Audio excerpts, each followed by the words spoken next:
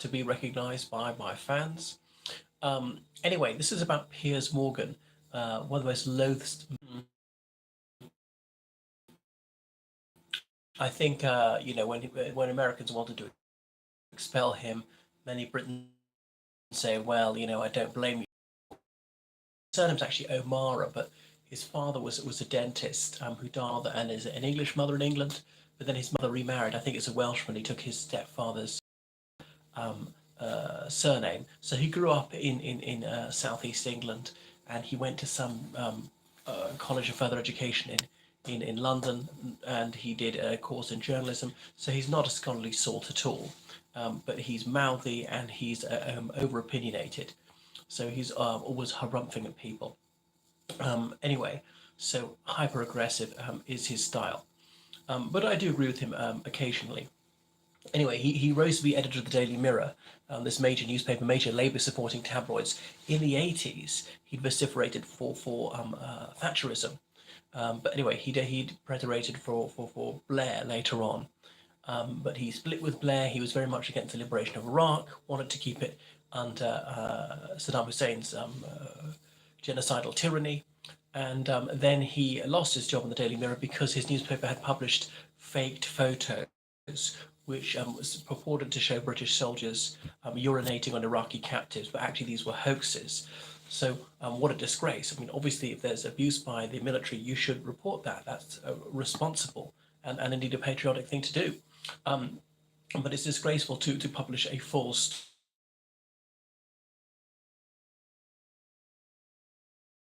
so on. So that was the end of his career there. And he's been on the radio a little bit. He moved to the United States. He had a bit of a show on CNN. That didn't go terribly well for him. So he's back in the UK. He's been a Good Morning Britain. But then he had his own show recently, and there was a very huge campaign to launch this one. Those big interactive, LED screens everywhere in public places, saying, Piers Morgan, love him or hate him, you won't want to miss him. One with got a devil's horn, another he's got a halo. So the idea that he's very contentious, that he really pushes boundaries, this edgy person, that there'll be sort of verbal pyrotechnics, it'd be an emotional roller coaster. Well, that really didn't attract the viewers, and they started off low and they fell lower, and his ratings were dreadful. Just getting a few thousand viewers, considering this is on a major national channel, is a real disgrace. His guests loathe him and swore at him, things like that. He apologised to viewers for all that. Anyway, it appears he's off air, right? In only 3 weeks, he was beaten by Nigel Farage on GB News as Great Britain News, which is at 7 o'clock. They go head to head.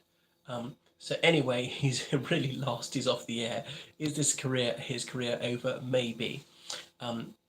So he thought he got great interviews with Caitlyn Jenner, with Mel B, formerly the Spice Girls, with someone who was a spokesman for the Taliban, that religious fundamentalist movement that runs Afghanistan. And he thought his old mucker, Donald J. Trump, would come on, but he didn't. So despite Piers Morgan brown-nosing Trump and saying how much he liked Trump for years, when that was a very much out there attitude, well, Trump didn't repay the compliment and wouldn't even deign to give him an interview. This is Trump, the attention addict.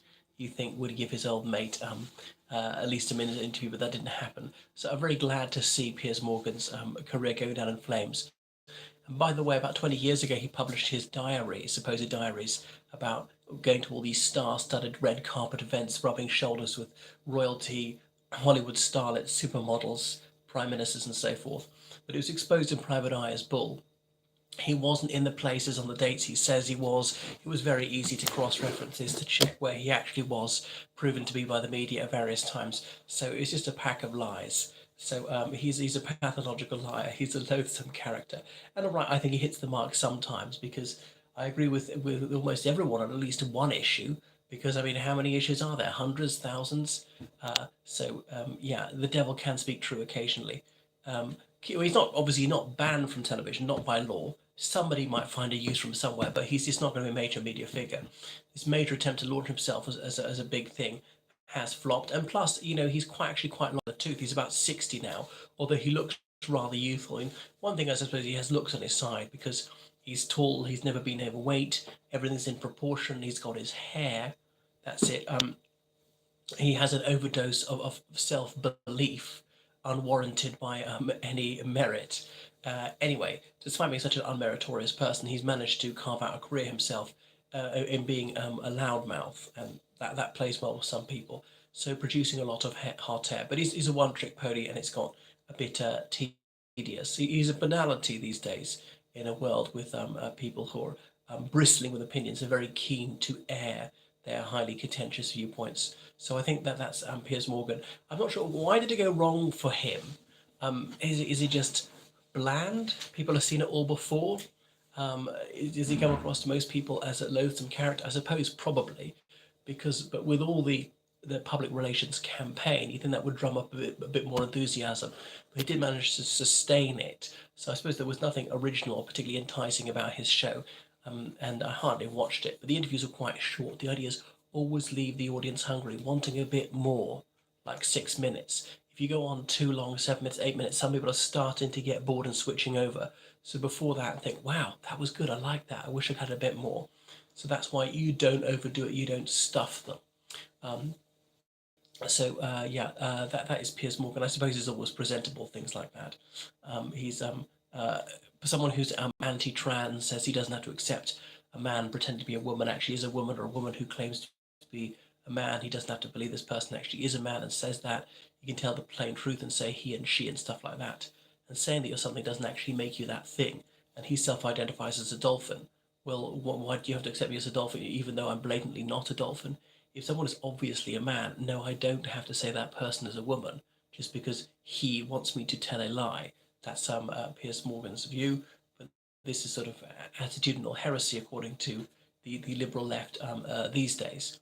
So that's Piers Morgan, and he's more of a neutral political position these days, not for or against Labour, Conservatives, Liberal Democrats, the SNP, anything like that. He's also known for reviling Meghan Markle. Well, I'm with him on that one.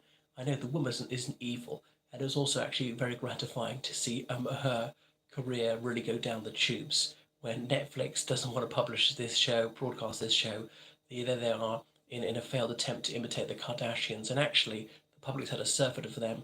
I mean, their selling point was royalty, but then they don't want to be royal, except when it suits them.